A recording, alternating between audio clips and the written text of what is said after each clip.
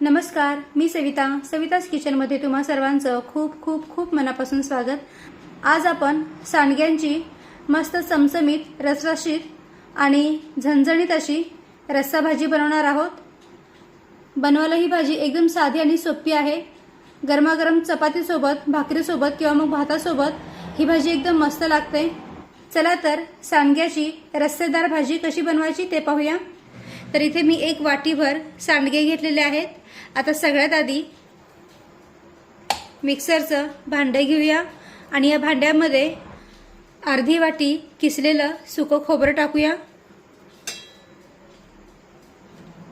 त्यानंतर 7 ते 8 लसूण पाकळ्या टाकूया। एक छोटा तुकडा आलं टाकूया आणि थोडीशी बारीक चिरलेली कोथिंबीर टाकूया। आणि आता हे सर्व साहित्य मिक्सरमध्ये बारीक करून घेऊया। तर पहा, हे असं मिरचीचं वाटण मी बनवून घेतलेलं आहे।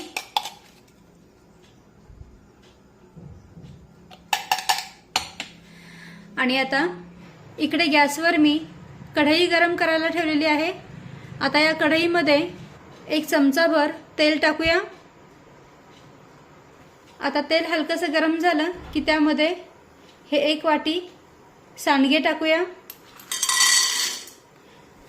आणि आता गॅसची फ्लेम मध्यम ठेवूया आणि मध्यम आचेवर हे सांडगे भाजून घेऊया। सांडग्यांना सतत परतत राहायचं म्हणजे मग ते सगळीकडून व्यवस्थित भाजले जातात। आणि हे सांडगे तेलात परतून घेतल्यामुळे काय होतं, सांडग्याचा कच्चेपणा जातो, सांडगे छान खमंग लागतात आणि महत्त्वाचं म्हणजे भाजीमध्ये ते फुटत नाहीत। आता या सांडग्यांना हलकेसे डाग पडेपर्यंत यांना आपण परतून घेऊया।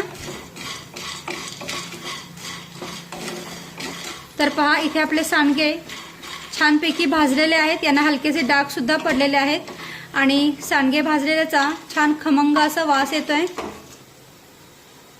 पहा, छानपैकी इथे आपले सांडगे भाजलेले आहेत। आता गॅस बंद करूया आणि हे सांडगे एका प्लेटीमध्ये काढून घेऊया।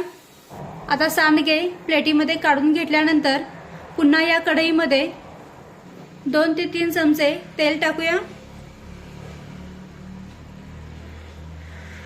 तेल तुम्ही तुमच्या आवडीनुसार टाकू शकता।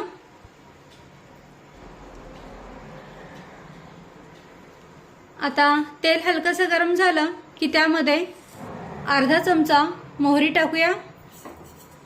मोहरी तेलामध्ये छान तडतडली पाहिजे। तर पहा, इथे आपली मोहरी छानपैकी तडतडलेली आहे। आता यामध्ये अर्धा चमचा जिरे टाकूया। जिरे पण छानपैकी फुटू द्यायचे। त्यानंतर कढीपत्त्याची पाने टाकूया। त्यानंतर एक मोठ्या आकाराचा कांदा मी बारीक चिरून घेतलेला आहे। आता हा कांदा या तेलामध्ये टाकूया, परतून घेऊया। कांदा व्यवस्थित शिजला पाहिजे, त्यासाठी एकसारखं या कांद्याला सतत असं परतत राहायचं म्हणजे मग तो व्यवस्थित सगळीकडून भाजला जातो। आणि कांदा भाजत असताना गॅसची फ्लेम थोडीशी वाढवलीत म्हणजे मध्यम केलीत तरी चालेल। तर पहा, इथे आपला कांदा छानपैकी मऊ शिजलेला आहे आणि याचा हलकासा रंग सुद्धा बदललेला आहे। आता यामध्ये हे खोबऱ्याचं वाटण टाकूया। 1 मिनिट हे वाटण सुद्धा परतून घेऊया।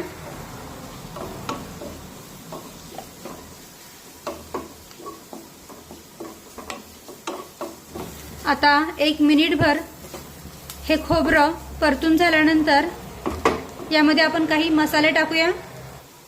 अर्धा चमचा हळद,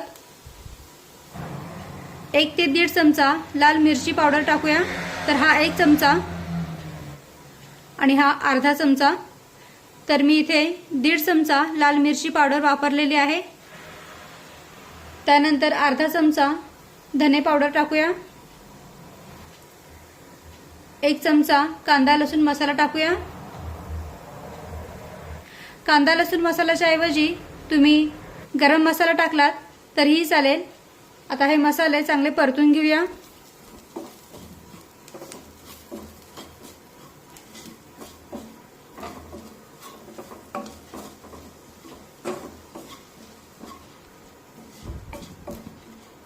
आता एखाद मिनिट हा सर्व मसाला परतून झाल्यानंतर यामध्ये साधारण पाव वाटी पाणी टाकूया, मिक्स करून घेऊया।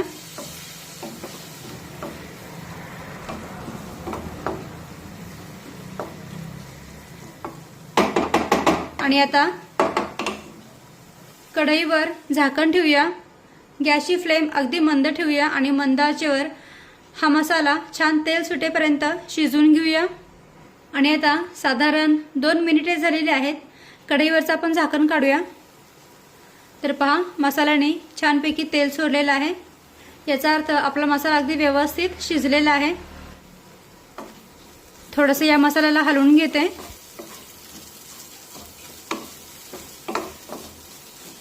आता या मसाल्यामध्ये हे भाजून घेतलेले सांडगे टाकूया।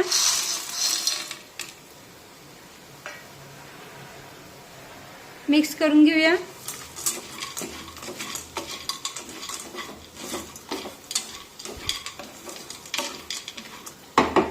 सोबतच चवीनुसार मीठ टाकूया।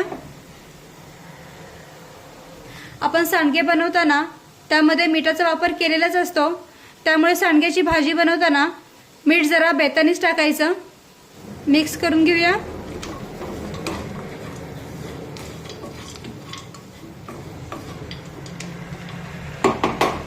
आणि आता यामध्ये गरजेनुसार गरम पाणी टाकूया।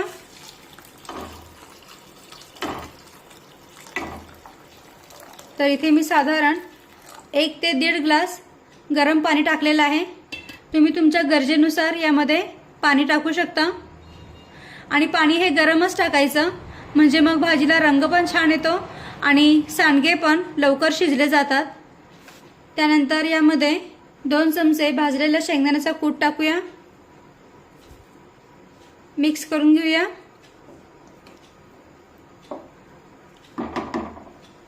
बारीक चिरलेली कोथिंबीर टाकूया आणि कढईवर झाकण ठेवून मध्यम आचेवर हे सांडगे शिजून घेऊया। फक्त दर 2 मिनिटांनी कढईवरचं झाकण काढून सांडगे हलवून घ्यायचे, म्हणजे मग ते व्यवस्थित शिजले जातात। तर गॅसची फ्लेम मी मध्यम ठेवलेली आहे आणि मध्यम आचेवर हे सांडगे आपण शिजून घेऊया। आणि आता 10 ते 12 मिनिटे झालेली आहेत। कढईवरचं आपण झाकण काढूया। तर मधल्या वेळेत सुद्धा ही भाजी मी चमच्याने हलवून घेतली होती। आता हे सांडगे व्यवस्थित शिजले आहेत की नाही ते पाहूया।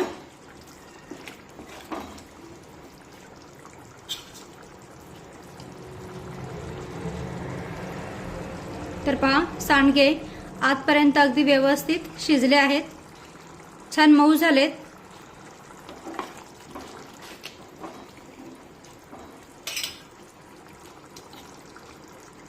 हे पहा, मस्त मऊ शिजलेले आहेत सांडगे। आणि तुम्ही पाहू शकता भाजीला रंग पण सुरेख आलेला आहे। तर आता गॅस बंद करूया। आणि इथे आपली मस्त चमचमीत आणि रसरशीत सांडग्याची रस्सा भाजी बनवून तयार आहे। आता ही भाजी काढून घेऊया। यामध्ये तुम्ही तुमच्या गरजेनुसार आणखीन पाणी ॲड करू शकता, पण पाणी हे गरमच टाका, म्हणजे मग भाजीला छानपैकी रंग येतो आणि सांडगे पण पटकन शिजले जातात।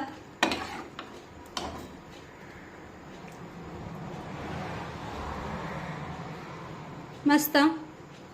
तर इथे आपली सांडग्याची मस्त चमचमीत आणि रसरशीत रस्सा भाजी बनवून तयार आहे। तुम्ही पाहू शकता एकदम मस्तपैकी ही भाजी बनवून तयार झाली आहे।